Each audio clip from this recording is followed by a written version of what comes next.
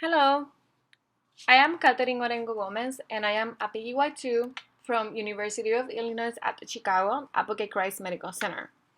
And today I would like to present a very interesting case about carcinoid heart disease and heart failure as the initial presentation.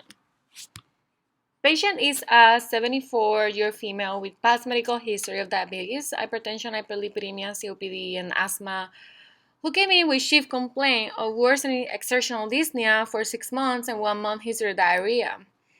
On physical examination, her vital signs were stable, but she was very hypervolemic.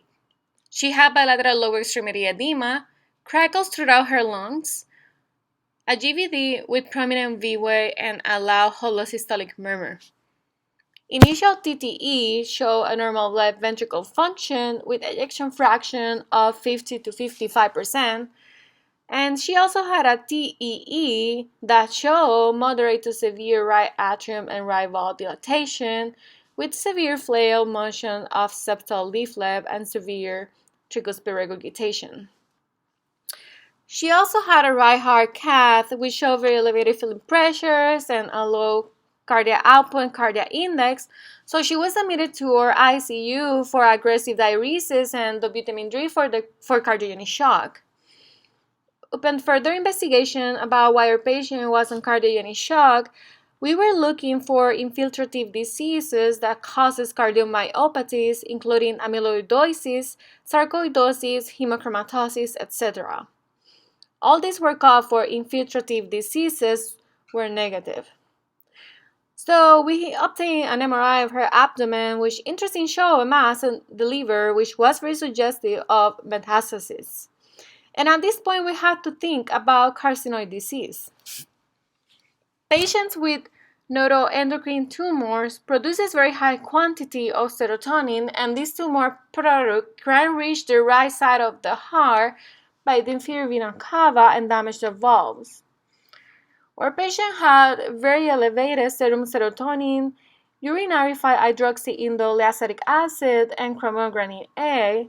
So she was started on octreotide for symptomatic relief, and unfortunately her patient was in a very critical condition to go further treatment, which in a stable patient will have been valve replacement. Here at the bottom you can see the picture of the biopsy showing the neuroendocrine tumor. Carcinoid disease has clinical features including vasomotor symptoms like flushing, secretory diarrhea, bronchospasm, and hypotension. Patients with carcinoid heart disease, 20 of them will present with vague symptoms like exertional dyspnea, which sometimes can be attributed to other medical problems. Characteristics of carcinoid heart disease include early symptoms of right sided valvular disease, including fatigue and dyspnea upon exertion, peripheral edema, ascites, hepatomegaly, elevated GVP with prominent V-way, and loud holosystolic murmur. Echocardiography findings show a pattern of right ventricle volume overload with enlarged right ventricle and tricuspid valve leaflet thickening, retractive valve with impaired mobility of the valves, leading to regurgitation and or stenosis. Interesting, the left side of the heart is usually spared because the lungs metabolize the vasoactive substances like serotonin before reaching the left-sided heart valves. Early detection of carcinoid heart disease can improve prognosis and symptoms in patients with heart valve involvement. Treatment is mainly focused for symptomatic relief with somatostatin analogs, telotristat therapy, and temporary diuretic therapy with definitive surgical valve replacement. To summarize, the intake message I would like to pass on is that every time we have a patient with right-sided heart failure, we have to make sure that carcinoid heart disease is included in our differential diagnosis.